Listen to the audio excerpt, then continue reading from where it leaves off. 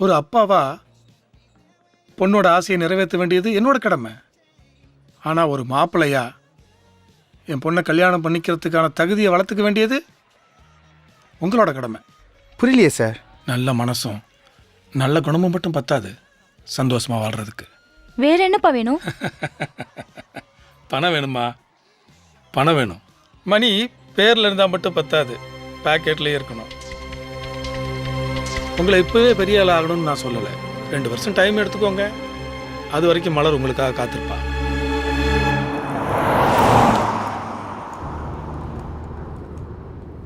Sorry மணி, நான் மட்டும் முதல்ல இருந்த மாதிரி நல்லா இருந்திருந்தா கண்டிப்பாக உங்களுக்கு ஃபினான்ஷியலாக ஹெல்ப் பண்ணியிருப்பேன். But I am helpless now. பரவாயில்ல தருண் சார், எதுக்கு சாரிலாம் கேட்குறீங்க? ஆமாம், உங்கள் பிஸ்னஸ் என்னாச்சு? இந்த உலகம் இருண்டதுக்கப்புறம் தான் தெரிஞ்சது உண்மையான உலகம் என்னன்னு.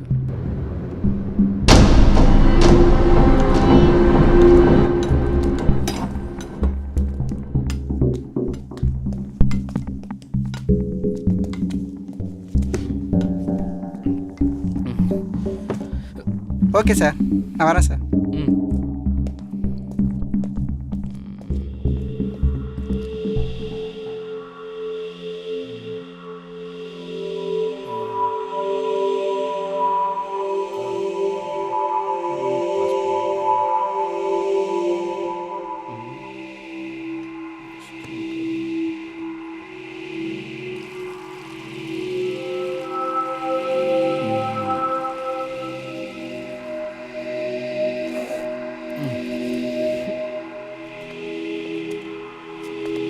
வா உட்கார்றா. திடீர்னு உன் பேர் எப்படி இவ்வளோ ப்ராப்பர்ட்டிஸ் வாங்கினேன்? டேய், என்ன யாருன்னு நினைக்கிற? இன்னும் 6 மாசத்துல இந்த Raju promoted as a managing director to TS Group of Company. எப்படிடா, உன் ஃப்ரெண்டு தானே எம்டி? டேய், இப்ப TS Group of Companyயே என் பேர்ல மாத்தியாச்சு. தருணா உன் பேரில் எழுதி கொடுத்தான். ஏண்டா அவன் என்ன முட்டாளா என் பேர் எழுதி தரத்துக்கு? அவனா எழுதி கொடுக்கல, நானா எழுதி வாங்கிட்டேன். அவங்கிட்ட ஃபைல்ல சைன் வாங்க போகல, அப்படியே என் பேர்ல எல்லா டாக்குமெண்ட்டையும் மாத்தி எழுதி வாங்கிட்டேன். ஆக்சிடென்ட்ல அவன் கண்ணு போனதை நீ நல்லா யூஸ் பண்ணிக்கிட்ட. அந்த ஆக்சிடென்ட் பண்ணதே நான் தான்டா.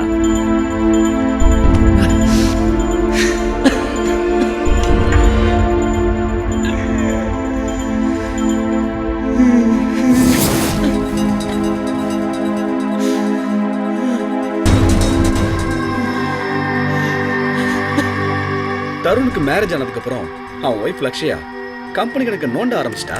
அவளோட சாப்டர் க்ளோஸ் பண்ணதான் இந்த ஆக்சிடென்ட்டை பிளான் பண்ணேன். பட் அவளோட சேர்ந்து என் ஃப்ரெண்டும் மாட்டிக்கிட்டான். பட் அவனுக்கு பார்வை போயிடுச்சு. டாக்டர் சொன்னாரு ஒரு 30 லட்ச ரூபா செலவு பண்ணா அவனுக்கு பார்வை திரும்ப வந்துருன்னு. பட் அப்படி பண்ண போனா இந்த கம்பெனிக்கு இந்த ராஜு எம்டி ஆக முடியாது. அதான் டாக்டருக்கு 3 லட்ச ரூபா பணம் கொடுத்து போய் சொல்ல சொன்னேன். தருணும் நம்பிட்டான். இது தருணுக்கு தெரிஞ்சா? இப்போ அவனுக்கு தெரிஞ்சு ஒன்றும் ஆக போறது இல்லை. ஏன்னா இப்போ அவன் பணக்காரன் இல்லை, வெறும் பிச்சைக்காரன். அப்பனா நீ இப்பவே எம்டி ஆக வேண்டியதானே? அதை நம்ம கம்பெனி ஸ்டாஃப்ஸ் ஒத்துக்க மாட்டாங்க. 1000 கேள்வி வரும். அதுக்கு என்ன பண்ணலான்னு இருக்க? வெளிநாட்டுல இருந்து ஒரு ஸ்லோ பாய்சன் வருது. அதை அவன் சாப்பிட்ற சாப்பாடுல கலந்து கொடுத்தா வித்தின் 6 months ஒரு நேச்சுரல் டெத் மாதிரி போய் சேர்ந்துருவான். அப்ப நான் எம்டி ஆயிடலாம். சூப்பர்டா. அவனுக்கும் உனக்கும் உள்ள ஃப்ரெண்ட்ஷிப். டேய் ஃபூல், ஃப்ரெண்ட்ஷிப்பை வச்சுக்கிட்டு கடையில போய் 2 கிலோ அரிசி வாங்க முடியுமா உன்னால? Money is everything. வாழ்க்கையில தேவை காசு, பணம், துட்டு. ஃப்ரெண்ட்ஷிப்பை தூக்கி குப்பையில போடுறா. அதுவும் கரெக்ட் தான்டா.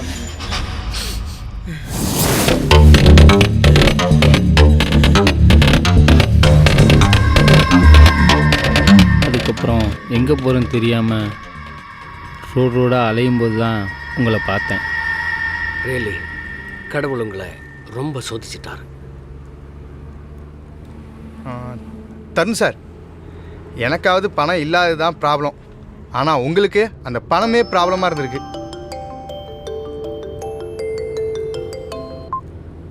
ஹலோ. ஐயோ, என்னடா சொல்கிற? சரி, நீ கடைக்கு வந்து சார். என்னாச்சுண்ணே, இது பிரச்சனையா? அதை விடுமணி, வர பஸ் ஸ்டாப்பில் என்ன இறக்கி விட்டுறேன். என்னாச்சு செந்தில், திடீர்னு பாதி வழியில் இறங்கணும்னு சொல்ற? ஏதாவது பிரச்சனையா?